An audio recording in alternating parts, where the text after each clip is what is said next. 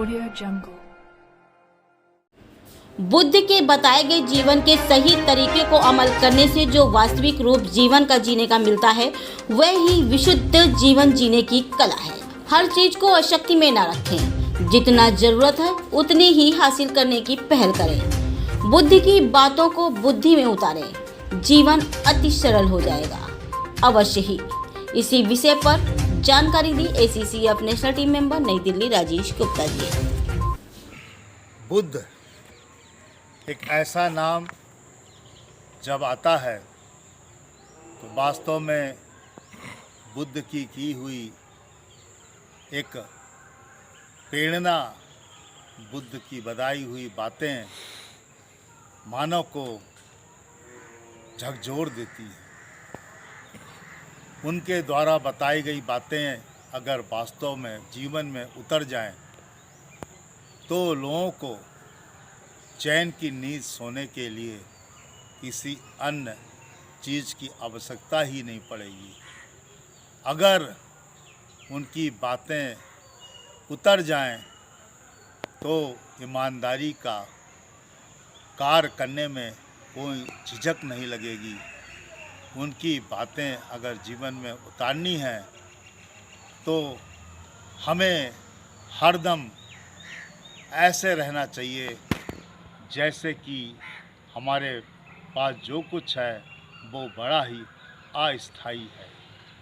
अगर अस्थायी है तो हमें उसकी चिंता करने की ज़रूरत ही नहीं रहेगी। ना कोई अहंकार, ना कोई क्रोध, ना कोई ऐसी ईर्ष्या, ना कोई ऐसी कंपटीशन जिसमें हम दूसरे को पराजय के तरफ देखकर अपने जय के लिए बहुत सारे कार्य करें जो वास्तव में अनैतिकता की तरफ ले जाते हैं। बुद्ध की बातों में ऐसी चीज़ें घुली हुई हैं, अगर एक बार मनुष्य ने उसको मथ लिया तो वास्तव में वो व्यक्ति कभी भी विचलित नहीं हो सकता है और उसका जीवन बड़ा ही सामान्यता, सुखद और बुद्धित्मा से बड़ा और बहुत ही शांत प्रिय चल सकता है, बशर्ते कि हम बुद्धि को बुद्ध की बातों में जोड़ें। और अगर हमारी बुद्धि बुद्ध की बातों में जुड़ गई तो संसार की हर चीज़ों में हमें ऐसी चीज़ें लगेंगी कि हमें इनसे कोई मोह नहीं है।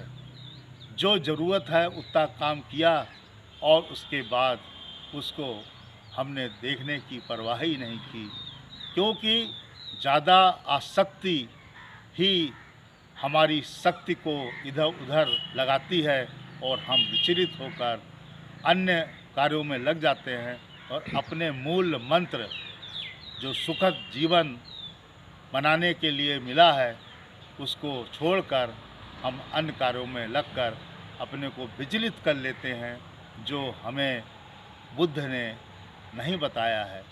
बुद्ध ने एक ही बात बताई है कि अगर मनुष्य जीवन जीना है तो सुखद जीवन जिए, सुखद जीवन जीने की कला सीखिए।